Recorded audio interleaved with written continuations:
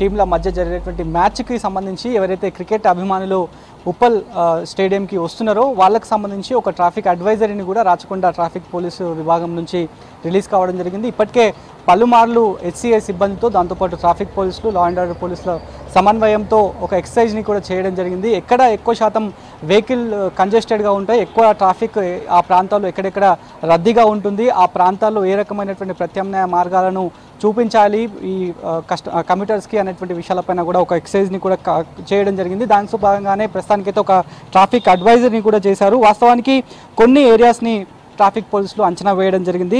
ఎక్కడైతే రేపు మ్యాచ్ ఉంది, 1కి టాస్ ఉంటుంది, 1:30కి మ్యాచ్ స్టార్ట్ కాబోతుంది కాబట్టి మ్యాచ్కి ఒక 2-3 గంటల కంటే ముందే అభిమానులంతా కూడా టికెట్ హోల్డర్స్ ఉన్నటువంటి వాళ్ళు మాత్రమే లోపలికి అలో ఉంటుంది, ఆ పరిసరాల్లో కూడా అలో ఉంటుంది అనేటువంటి విషయాలను కూడా ఇప్పటికే స్పష్టం చేయడం జరిగింది.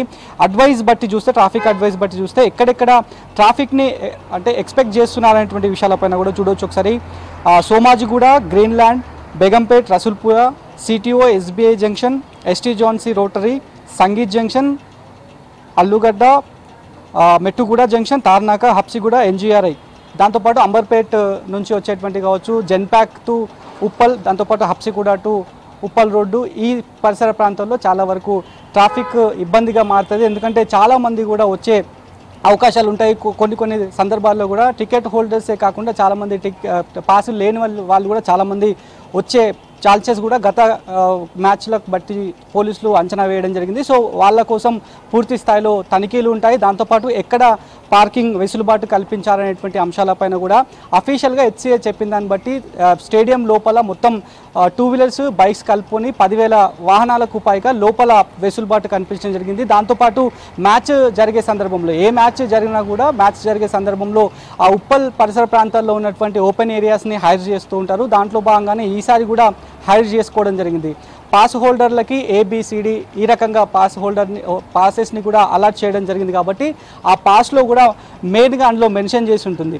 అంటే ఒక టికెట్ ఉన్నటువంటి వ్యక్తి కావచ్చు, కార్ పాస్ ఉన్నటువంటి వ్యక్తి ఎక్కడైతే ఏ రూట్ గుండా వెళ్ళాలి, ఏ మార్గం గుండా రావాలి అనేటువంటి అంశాలను కూడా అందులో క్లియర్గా మెన్షన్ చేయడం జరిగింది. దాంతోపాటు ట్రాఫిక్ పోలీసులు కూడా సైన్ బోర్డులను ఏర్పాటు చేశారు. ఇప్పటికే ఫ్లెక్సీలను కూడా ఏర్పాటు చేయడం జరిగింది.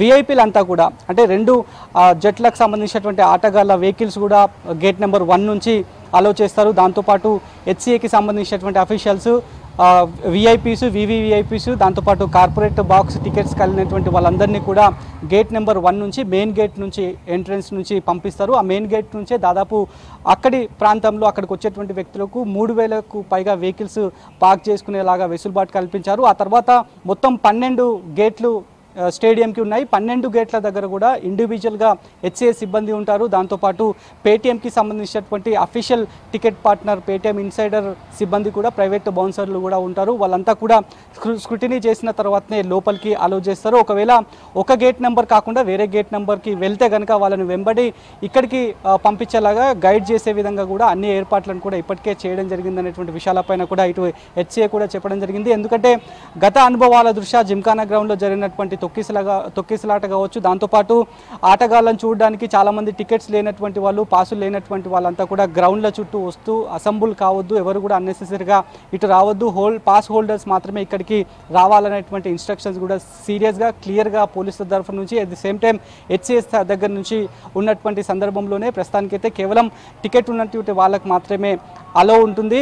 సో విఐపి పాస్ హోల్డర్స్ అంతా కూడా మెయిన్ గేట్ నుంచే వెళ్లాల్సి ఉంటుంది. ఆ తర్వాత ఏబిసిడి వాళ్ళకి సంబంధించి కూడా అక్కడ ఫ్లెక్సీలను ఏర్పాటు చేయడం జరిగింది. ఆ ఫ్లెక్సీలలో ఉన్నటువంటి డైరెక్షన్స్ ప్రకారం పార్క్ చేయాల్సి ఉంటుంది. అనాథరైజ్డ్గా పార్కింగ్ చేయొద్దు అనేటువంటి విషయాలపైన కూడా ఇప్పటికే పోలీసులు క్లియర్గా ఇన్స్ట్రక్షన్స్ ఇవ్వడం జరిగింది.